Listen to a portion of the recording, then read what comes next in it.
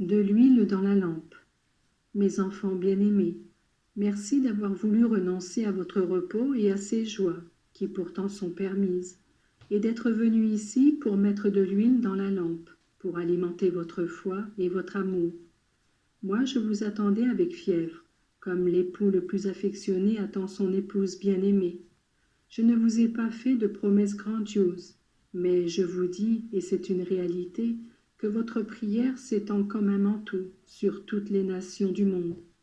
Tous retireront une influence bénéfique des paroles que vous dites, en les accompagnant du souffle de l'amour de Dieu et du prochain. Mais ce n'est pas tout.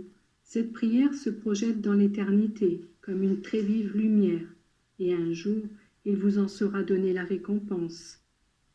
Déjà maintenant, vos mamans qui vous ont appris à prier, les prêtres qui eurent un rôle dans votre vie spirituelle, s'en réjouissent comme d'une richesse personnelle, et tandis qu'ils se réjouissent, ils vous aident afin que vous puissiez persévérer dans le bien et parvenir à la patrie. De nombreux insensés cette nuit joueront leur dernière carte et se dirigeront vers la perdition. Moi, votre Jésus, votre Dieu, je désire que de cette prière du soir et de la nuit naisse une résolution qui soit, pour ainsi dire, la première pierre dans la construction de votre sainteté. Vous me direz que d'autres fois déjà vous avez reçu cette invitation, que vous avez pris votre décision, mais qu'ensuite vous êtes retombé dans la pusillanimité et la froideur. Peu importe. Moi, je peux détruire et construire, abattre et élever. Aujourd'hui, vous devez de manière décisive vous ranger à mon côté, me donner un coup de main pour renouveler avant tout votre conscience, et puis les autres, beaucoup d'autres. Vous êtes venu ici comme au jardin de Gethsémani pour me consoler, mais moi je veux vous conduire sur le Tabor, et c'est vous que je veux consoler. Vous ne me voyez pas, mais qu'importe. Moi, je vous donne des joies très pures, en comparaison desquelles celles du monde sont des nullités.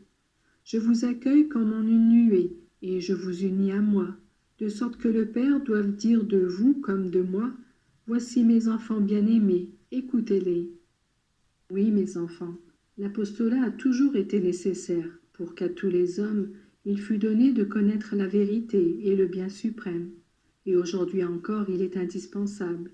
Il faut être feu et embraser les esprits du désir de conversion et de sainteté. Le malin déclenche de terribles batailles dans le monde.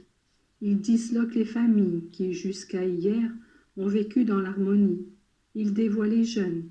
En beaucoup de prêtres disparaissent l'attachement au souverain pontife et à l'Église. Dans les écoles où l'on devait apprendre les sciences humaines et former de bons citoyens, on répand l'athéisme. Blasphème et langage obscène infestent l'air dans vos lieux de travail. Mes enfants, qu'il est admirable et louable votre sacrifice. Mais ne vous arrêtez pas là. Agissez afin de ne devoir pleurer demain sur vos enfants. Contemplez-moi sur le chemin du calvaire. Contemplez-moi cloué à la croix. Contemplez-moi avec mon cœur ouvert. Suivez-moi. Si le sacrifice vous épouvante, voyez-moi monter au ciel comme au jour de l'ascension. Vous aussi, vous êtes destinés à aller là-haut. Vous me rejoindrez si vous ne vous laissez pas effrayer par les incommodités. Soyez tous unis, jeunes et anciens. Formez une belle cohorte. Ne vous faites pas tant de soucis pour ce qui passe.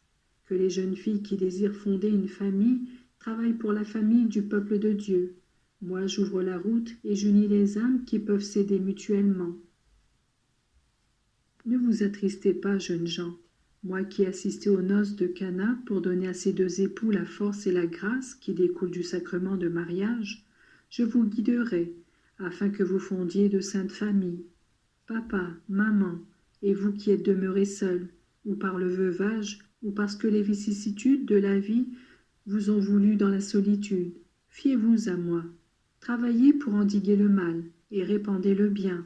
Vous aurez joie, paix et grâce. Ne suis-je pas votre Dieu? En lui est tout.